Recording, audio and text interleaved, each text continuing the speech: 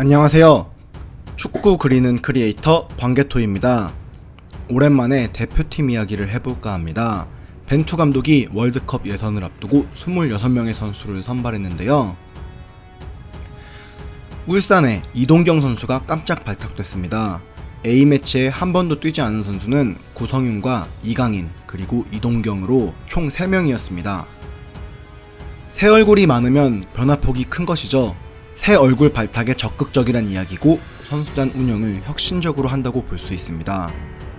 반대라면 변화폭이 적은 것이고 소극적인 발탁에 보수적인 운영이라고 볼 수 있죠. 2000년 이후 한국 대표팀을 이끌었던 6명의 주요 감독들의 대표팀 선수 발탁 성향을 분석해봤습니다. 실제 벤투 감독의 성향은 어땠을까요? 결과는 마지막에 공개하겠습니다. 우선 조사 방법을 살짝 말씀드리면 노가다였습니다. 조인 KFA란 사이트에 대표팀 명단이 발표될 때마다 당시 A매치 기록이 업데이트가 됩니다. 그 명단을 쭉 엑셀에 적습니다. 아는 분은 아시겠지만 조인 KFA는 복사해서 붙이기가 안됩니다. 그리고 A매치 경험이 없는 선수들을 이렇게 색깔로 표시를 했고요. 전체 발탁된 선수 중에서 이런 새로 발탁된 선수들이 몇 명인지 찾아서 비교해봤습니다. 가장 새 얼굴을 많이 발탁했던 감독은 바로 허정무 전 감독입니다. 2008년부터 2010년 남아공 월드컵 때까지 팀을 이끌었는데 총 32번 명단 발표를 했습니다. 그가 발탁했던 선수는 91명에 달합니다. 이 중 48명이 A매치 경험이 전무한 선수들이었습니다. 무려 53%, 절반이 넘는 선수들이 새 얼굴이었죠. 기성용과 이청용, 구자철, 김보경 등 2012 런던 올림픽의 핵심이 된 선수들은 물론 정성용과 곽태휘, 이정수 등 2010년대 한국 축구의 수비 라인을 책임졌던 이들도 허정무 감독이 대표팀에 발탁한 선수들입니다. 이번에 벤투 후에 처음으로 승선한 김신욱도 허정무 감독 때 발탁됐죠. 성과는 한국 축구 역사상 처음으로 원정 월드컵에서 16강에 진출했죠. 당시에 허무 축구 등 여러 비판도 받았지만 국내 감독 중엔 가장 좋은 성과를 냈고 선수 발굴도 많이 한 감독이 아닐까 합니다. 그 다음으로 새 선수를 많이 발탁했던 감독은 놀랍게도 슈틸케 감독입니다.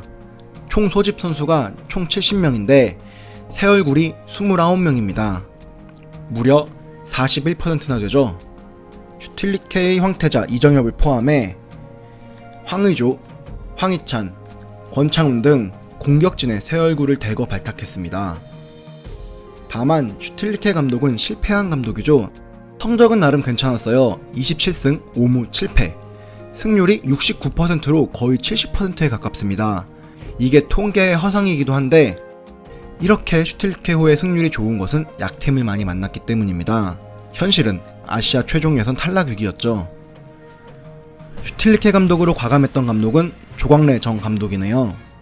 2010년 7월부터 2011년 12월까지 대표팀을 이끌었는데 총 12번의 소집에서 66명의 선수를 테스트합니다. 이 중 처음 선발된 선수는 26명, 총 39%죠. 조광래 감독이 처음 발탁한 선수 중 대표적인 이는 손흥민입니다. 그리고 수비라인에 김영원도 눈에 띄죠. 조광래 감독 때도 지금의 벤투 감독처럼 쓰는 선수만 쓴다는 비판이 있었는데 그래도 벤투 감독보다는 많은 비율로 새 얼굴을 발탁한 것을 알 수 있습니다. 다만 일본과 정기전에서 패하고 레바논의 발목을 잡히며 조기 경질을 당했습니다.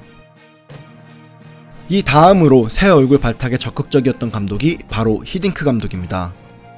2001년 국가대표팀을 맡은 히딩크 감독은 총 26번의 명단 발표에서 67명의 선수를 운영합니다. 그중 22명이 새 얼굴이었죠. 약 33%로 약 3분의 1 정도가 새 얼굴이었습니다. 대표적인 새 얼굴로는 차두리와 현영민, 최은석이 있습니다. 다만 히딩크 감독이 처음 발탁한 것으로 알려진 박지성과 김남일, 설기현 등은 이전 감독인 허정무 감독 때 데뷔했습니다. 허정무 감독의 선수 발굴 능력은 정말 대단한 것 같죠? 그래도 이들은 A매치에서 10경기도 안 뛰었던 새내기들이 맞습니다.